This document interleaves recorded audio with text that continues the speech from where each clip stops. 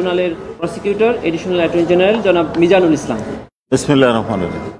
আপনারা জানেন 2013 সালে শাপলা চত্বরে যে নারকীয় হত্যাকাণ্ড, নির্মমতা, নিষ্ঠুরতা সহ যে নির্যাতন চালানো হয়েছিল, সেই নির্যাতনের বিষয়ে আমাদের কাছে বেশ কয়েকটি নালিশ এসেছিল। এই নালিশের ভিত্তিতে আমরা আজকে 9 জনের বিরুদ্ধে অনারেবল ট্রাইব্যুনালে আবেদন দাখিল করে তাদেরকে গ্রেপ্তারি পরোয়ানায় তাদের বিরুদ্ধে ইস্যু করার আবেদন করি।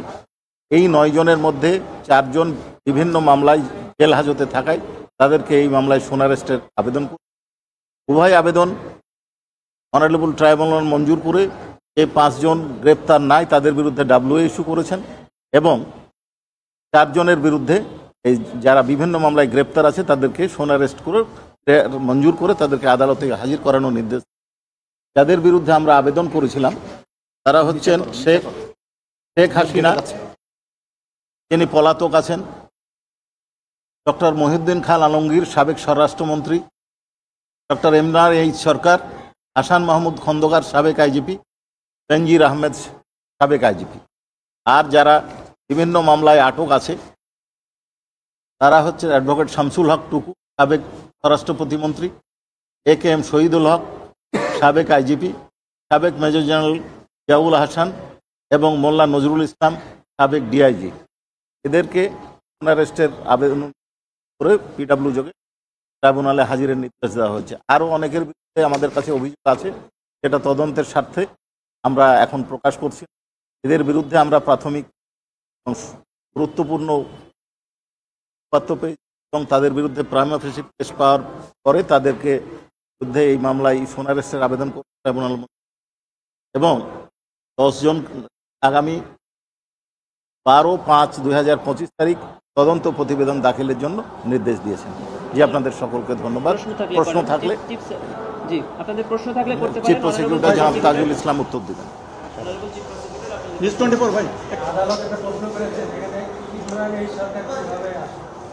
আমরা আদালতে জবাব দিয়েছি ইমরান এইচ সরকারের সম্পৃক্ততার ব্যাপারে।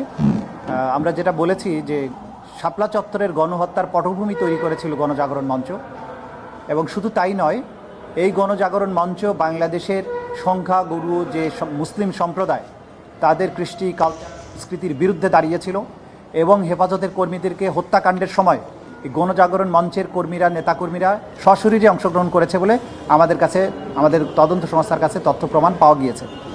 এর বাইরে ইমরান এইচ সরকার গণজাগরণ মঞ্চের মুখপাত্র হিসাবে সে নিজে সরকারের যে সমস্ত ঊর্ধ্বতন কর্তৃপক্ষ, প্রাইম মিনিস্টার থেকে শুরু করে স্বরাষ্ট্রমন্ত্রী, র্যাবের প্রধান এবং পুলিশের কর্মকর্তাদের সাথে বিভিন্ন সময় বৈঠক করে এই শাপলা চত্বরে যে পরিচালিত অভিযান ছিল সেটির পরিকল্পনায়ও তিনি অংশগ্রহণ করেছিলেন। সে কারণে তার বিরুদ্ধে আমরা গ্রেপ্তারি পরোয়ানা চেয়েছি এবং সে বিষয়টা আমরা আদালতের কাছে স্পষ্ট করি। এবং আপনারা জানেন যে বাংলাদেশের ইতিহাসের বাক পরিবর্তনকারী একটা ঘটনা ছিল শাপলা চত্বরের গণহত্যা, এবং এই গণহত্যার মাধ্যমে বাংলাদেশের প্রতিবাদের যে সর্বশেষ একটা আশার প্রদীপ ছিল যে ধর্মীয় সংখ্যা গরিষ্ঠ যে সমস্ত সম্প্রদায় তারা তাদের ধর্মীয় অধিকারের ব্যাপারে যে সোচ্চার ছিল এই তদানীন্তন ফ্যাসিস্ট সরকারের বিরুদ্ধে, তা কিন্তু চিরতরে স্তব্ধ করে দেওয়া হয়। এবং যাদেরকে হত্যা করা হয় তারা অধিকাংশই ছিল মাদ্রাসার ছাত্র এবং ইয়েতিম, শিশু, কিশোর, কোরআনের হাফেজ, এই ধরনের মানুষ। এবং পরবর্তীতে তাদের সংখ্যা নিরূপণের ব্যাপারেও কিন্তু তাদেরকে কবর দেওয়া হয়েছে অজ্ঞাতনামা কবরে, তাদের সংখ্যা নিরূপণ করতে দেওয়া হয় নাই। তাদের পরিবারবর্গের কাছে গিয়ে চাপ সৃষ্টি করা হয়েছে যাতে তারা প্রকাশ না করেন যে তাদের সন্তানেরা এখানে মারা গিয়েছেন কিনা। এবং অধিকারের মতো একটা মানবাধিকার সংগঠন যারা এই সংখ্যাটা প্রকাশ করেছিল, এইটার দায়ে অধিকারের প্রধান নির্বাহী আদিলুর রহমান খানকে কারারুদ্ধ করা হয়, তাকে সাজাও দেওয়া হয়েছিল। এই জাতীয় নির্যাতন এগুলো করা হয়েছিল সেই সময়। এটা বাংলাদেশের ইতিহাসের অন্যতম আলোচিত মানবাধিকার লঙ্ঘন এবং মানবতা বিরোধী অপরাধ। সে কারণে ট্রাইব্যুনাল অনেক পর্যালোচনার পরে এটাকে মানবতা বিরোধী অপরাধ হিসেবে চিহ্নিত করে এটাকে তদন্তের অধীনে নিয়ে এসেছে এবং এটার বিচারের ব্যাপারে পদক্ষেপ গ্রহণ তারা করবে, এটা আমাদের পক্ষ থেকে। এটা তদন্তাধীন আছে। কতজন আসলে নিহত হয়েছিলেন সেই বিষয়টা আমাদের তদন্ত সংস্থা বের করবেন, কারণ ইতিপূর্বে কারো পক্ষ থেকে সুনির্দিষ্ট সেইভাবে সংখ্যা আমাদের কাছে যা এসছে এগুলো তদন্ত সংস্থা যাচাই বাছাই করে দেখছে। সুতরাং আমরা আজকেই বলতে পারছি না টোটাল কত লোক সেদিন নিহত হয়েছিলেন।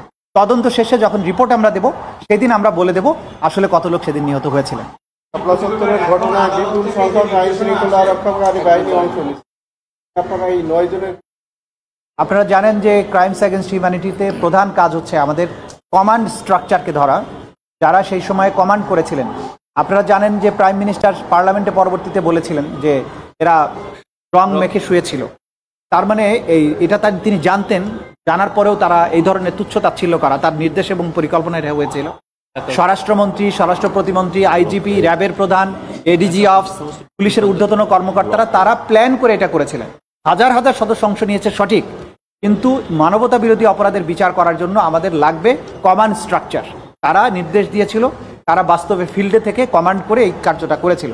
সেই কারণে প্রথমে আমরা টপ কমান্ডারদেরকে বিচারের মুখোমুখি করতে চাই। সে কারণেই টপ কমান্ডারদের বিরুদ্ধেই আজকে গ্রেপ্তারি পরোয়ানা চাওয়া হয়েছে এবং সেটাই জারি হয়েছে। এটা আমাদের পক্ষে ধারণা করে কথা বলা উচিত হবে না।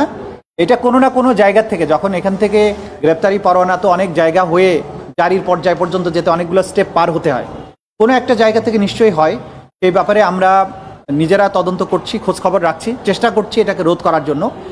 সেই ব্যাপারে আইন শৃঙ্খলা রক্ষাকারী বাহিনীর ভূমিকাকে প্রাধান্য দিতে হবে, কারণ এটা রোধ করার ব্যাপারে তাদের ভূমিকাটা অন্যতম প্রধান। এই ব্যাপারে তাদের দৃষ্টি আকর্ষণ আমরা করেছি এবং আমাদের পক্ষ থেকে যতটুকু করা সম্ভব নিশ্ছিদ্র করা সেটার কাজও আমরা করে যাচ্ছি, চেষ্টা করে যাচ্ছি।